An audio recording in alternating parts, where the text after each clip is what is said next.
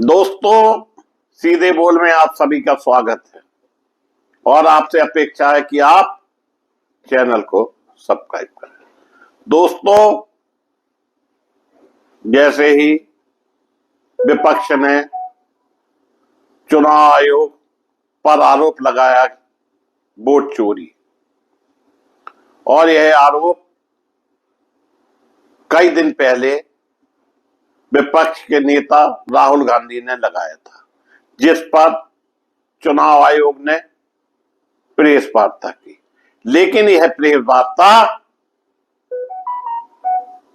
ना तो पत्रकारों की समझ में आ रही है, ना ही इसका कोई मतलब समझ में आ रहा है।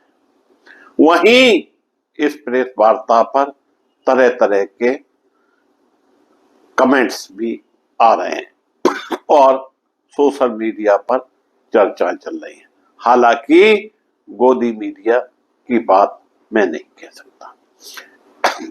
वहीं इंडिया गठबंधन ने बिहार में मतदाता सूची संशोधन और कथित वोट चोरी को लेकर अपना प्रदर्शन तेज कर दिया।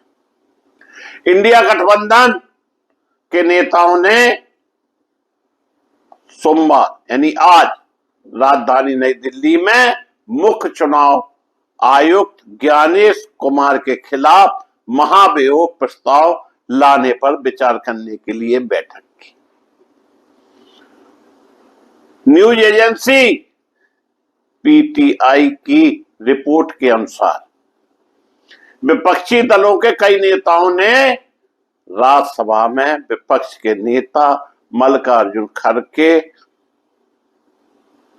के कक्ष में बैठक की और इस बात पर चर्चा की कैसे मुख्य निर्वाचन आयुक्त ने रविवार को प्रेस वार्ता को संबोधित किया और उनके द्वारा उठाए गए किसी भी सवाल का जवाब नहीं दिया।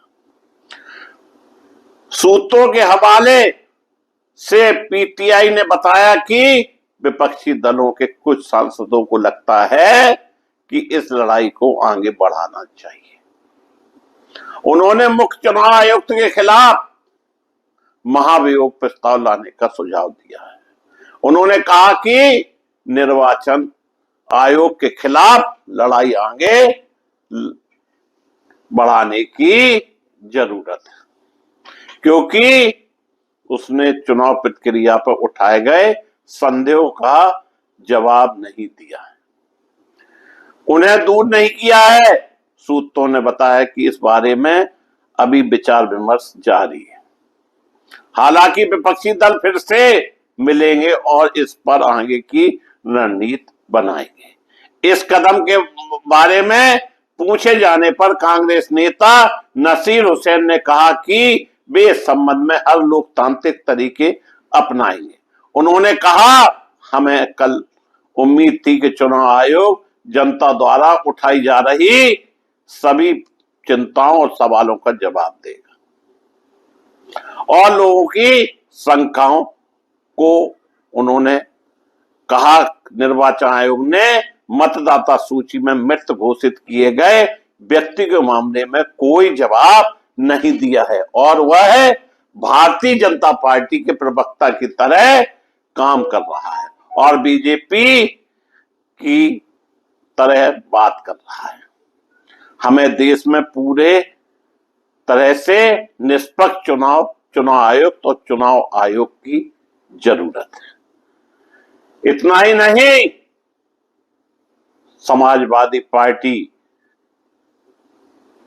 के अध्यक्ष उत्तर प्रदेश के पूर्व मुख्यमंत्री अखिलेश यादव ने रविवार को निर्वाचन आयोग पर निशाना साधते हुए कहा कि उत्तर प्रदेश में सपा द्वारा किए गए शपथ पत्र प्राप्त नहीं होने का दावा करने वाला आयोग उन हलफनामों की प्राप्ति की प्रवृत्ति पर गौर करे जो उन्हें शपथ पत्र दिए गए थे।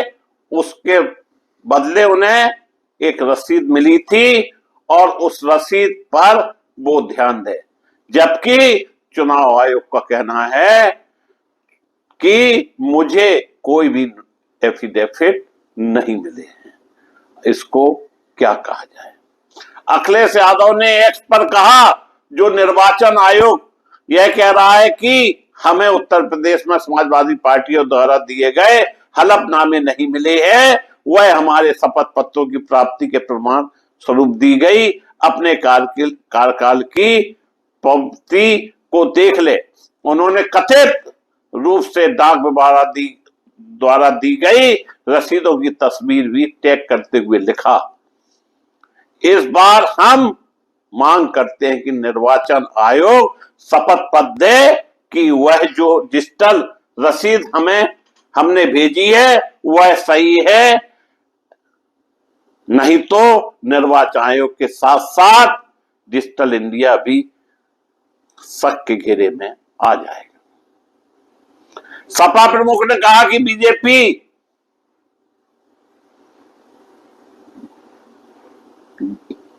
जाए तो सत्ता आए, मतलब जब बीजेपी जाएगी तब सत्ता आएगी।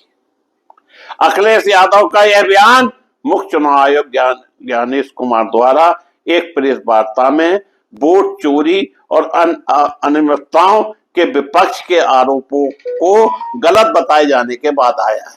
अखिलेश यादव ने इससे पहले एक्स पर एक अन्य संदेश में कहा था कि सपा ने वोट डकैती के 18,000 शपथ पत्र आयोग को दिए थे, लेकिन कार्रवाई 0/0 रही, यानी शून्य। इससे पहले अखिलेश यादव ने कहा कि वर्तमान में लोकतंत्र को बचाने का ऐतिहासिक दायित्व निर्वाचन आयोग के कंधों पर है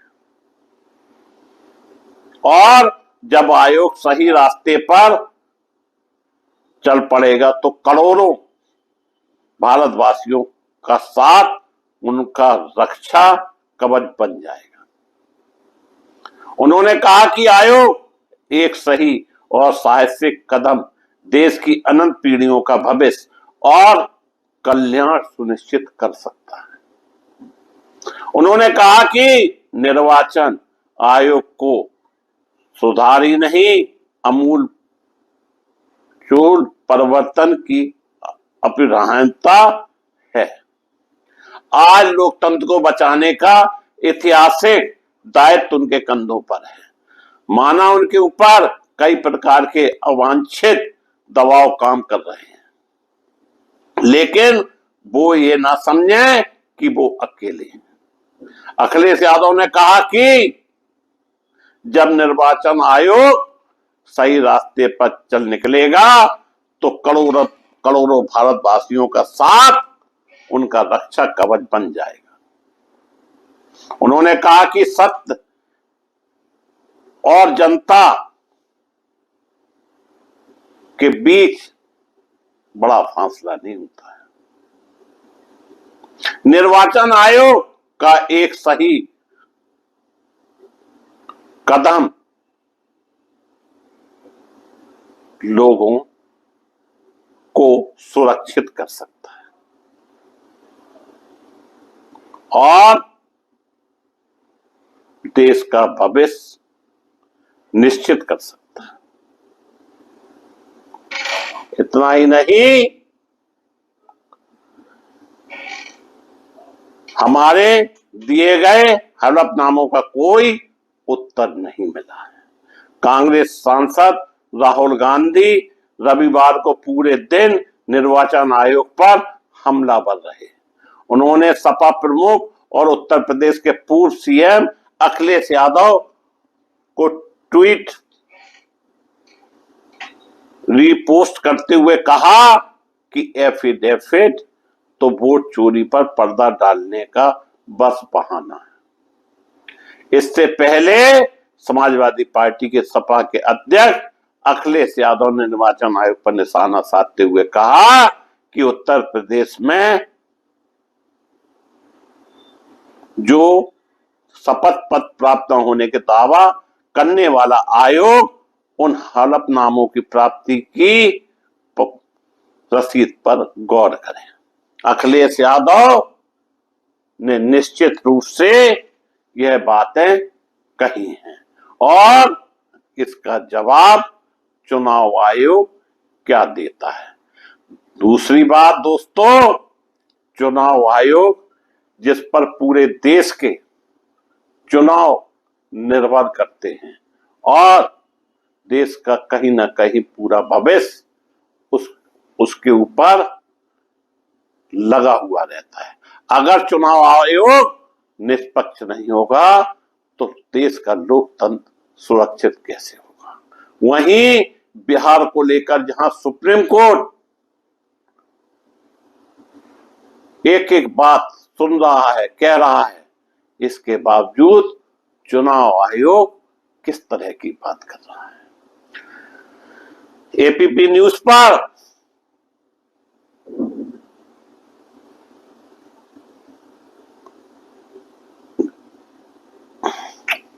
बंद कर दो अरे यार। एपी न्यूज पर योगेंद्र यादव ने कहा कि 40 सालों में मैंने इस तरह का चुनाव आयोग की वार्ता नहीं देखी है।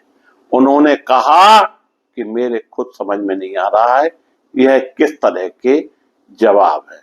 इस तरह से सोशल मीडिया पर चर्चाएं छिड़ी हुई हैं। वहीं चुनाव आयोग ने कहा है 7 दिन के अंदर अगर विपक्ष के नेता राहुल गांधी एफिडेविट नहीं देते हैं तो उन्हें देश से माफी मांगनी पड़ेगी। हालांकि चुनाव आयोग ने यह कहीं नहीं कहा कि 7 दिन के बाद वो करेगा क्या। 7 दिन गुजरने दीजिए, देखो विपक्ष क्या करता है और चुनाव आयोग राहुल गांधी के ऊपर क्या करने वाला है। मैं मुकेश उदैनिया पुनः आप सभी को धन्यवाद देता हुआ अपनी बात समाप्त करता हूं।